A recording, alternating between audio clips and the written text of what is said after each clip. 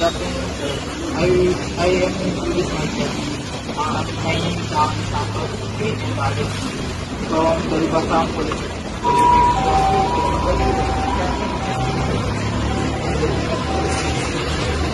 My first question, what's the river gain a time? Were you experienced going to an irate customer? How did you deal with the situation? Yes, it's small. Many people have this background when say sorry for this and offers in solution that the customer satisfied. Second question, after event and a situation in which your organization received negative feedback from your customers, how did you respond? Yes, and that's common. This kind of situation. We can be more, we can be a lesson to it better. Third question, can you describe an example of a situation where you provided exceptional customer service? We provide assistance in our customer. Take care at the same time providing services in a good attitude. One question, how does your company maintain customer satisfaction? Siguro, silang bumuhat pa lang sa customer is yung pag-welcome mo, na i-welcome sila namin. Then, sila. Tapos, bigyan sila ng good service. I-prepare na sila. At the same time, good attitude. Last question, what do you think are the most challenging part of being a manager? Siguro mag-challenging din managers handling the staff, your team. Kasi hindi naman kasi lahat is magkakapareho na attitude, skills, at that. So, kailangan as manager, kailangan mo magkaroon ng more patience than communication, strategy. Thank you so much, sir. I appreciate your answer.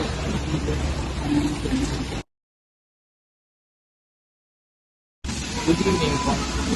I introduce myself. My name is Alan Santos from the Libatang Polytechnic, second year college. Na-complete Bachelor of Science in Hospitality. My first question, how do you manage stress ratio? Any special requirements? Picture kaya namin ang station. So, sa product namin, kailangan lahat ng ingredients malinis. Kasi lalo nasa pagkain yung i-prepare namin, yung luto namin dahil talagang lahat kailangan maayos, nakascoop yung scoop, kung ilang piraso dapat malinis, dapat hanggat maaari naka-gloves yung mga co-workers ko. So, ganoon namin pinapahalagaan yung pagkain sineserve sa restaurant namin. So, yun. Second question, what are some common challenges faced by crew restaurant? True, restaurant. Challenges namin. Yung tungkol dito sa trabaho namin, yung challenges namin. Yung linis. Hindi lang sa pagkain.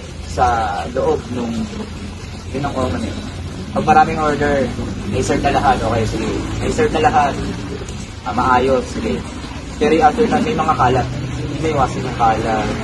So, responsibilidad yun ng bawat isa sa amin na itong station mo, linisin mo yung kalat, hanggang maaari. Luto, linis.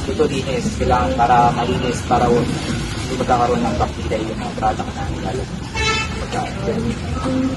Third question, what role does crew feedback in the continuous improvement of services? Feedback. Sa feedback, about sa feedback, kailangan, merong nati-feedback na, halimbawa, ay yung, hindi masyadong masarap ay, kulang sa sauce, ganito. So, doon, kinakausap namin kung sino yung nagluto, kinakausap na maayos sa management, para, kasi wala namang perfecto eh. So, pag kinausap yun, halimbawa ako, kinausap ako na ito yung sauce ko kulang. So, susunod, alam ko na yung gagawin, yung lasa, yung gano'n zero, budget ka ito karami.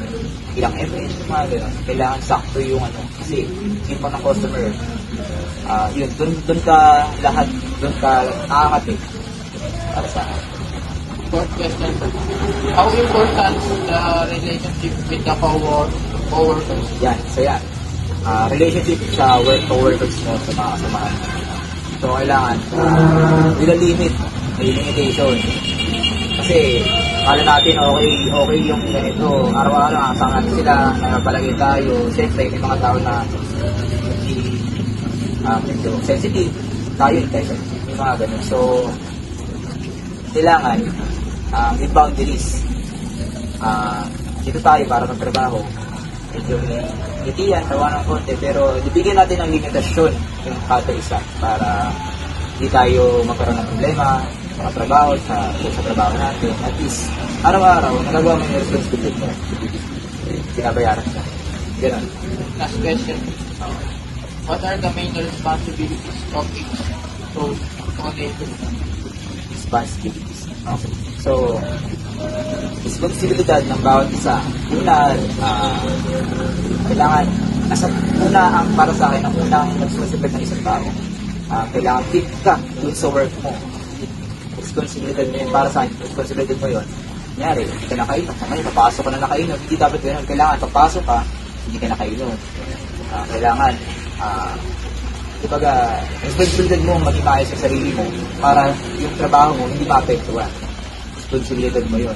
Magbibagpagkit ka, linis ka ng katawan, malinis ka ganun. Yan ang kailangan na responsibilidad na kailangan. Tapos, kalinisan, responsibilidad mong makinig sa nasa nakakataas sa'yo. Yun yung ilan sa mga responsibilidad mo na kailangan matutunan para maging maayos ng trabaho. Thank you so much, sir. I appreciate your answer. Thank you.